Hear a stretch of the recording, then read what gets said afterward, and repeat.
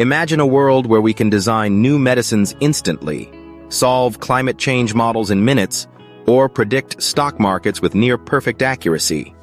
This is the potential power of quantum computing. It's not just about speed. It's about solving complex problems that classical computers struggle with. However, there's a flip side. Quantum computers could theoretically break the encryption that protects your online banking in minutes. This is why companies and governments are racing to develop quantum-safe security measures before it's too late. Quantum computing is not just a technological advancement, it's a paradigm shift. Quantum computing operates on principles that are fundamentally different from classical computing. Traditional computers use binary bits, either 0 or 1. In contrast, quantum computers use qubits, which can be both 0 and 1 simultaneously, thanks to a principle called superposition. Imagine a regular computer as a light switch. It's either on or off.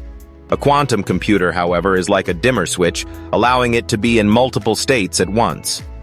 This unique capability enables quantum computers to process information in ways that classical computers simply cannot. Quantum computers leverage two major principles: superposition and entanglement. Superposition allows qubits to exist in multiple states simultaneously, while entanglement means qubits can be linked together, sharing information instantly, regardless of distance. Picture two magic dice. No matter how far apart they are, if you roll one, the other always lands on the same number instantly. This is a game changer for fields like cryptography, drug discovery, and artificial intelligence. With entangled qubits, information transfer is instantaneous, akin to teleportation, offering unprecedented computational power and speed. Classical computers.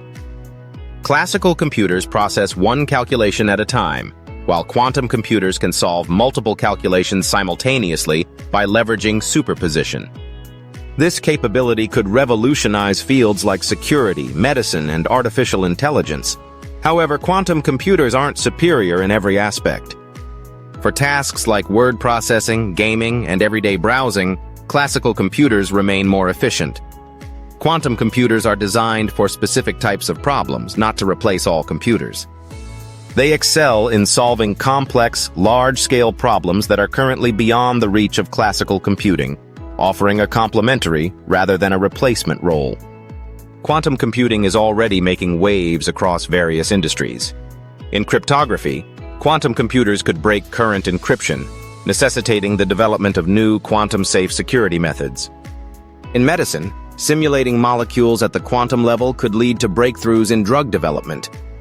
The finance sector could see quantum algorithms revolutionizing high-speed trading and risk analysis.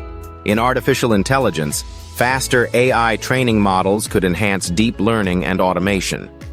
Logistics and supply chains are also benefiting, with companies like Volkswagen and FedEx experimenting with quantum computing to optimize transportation routes, showcasing its transformative potential.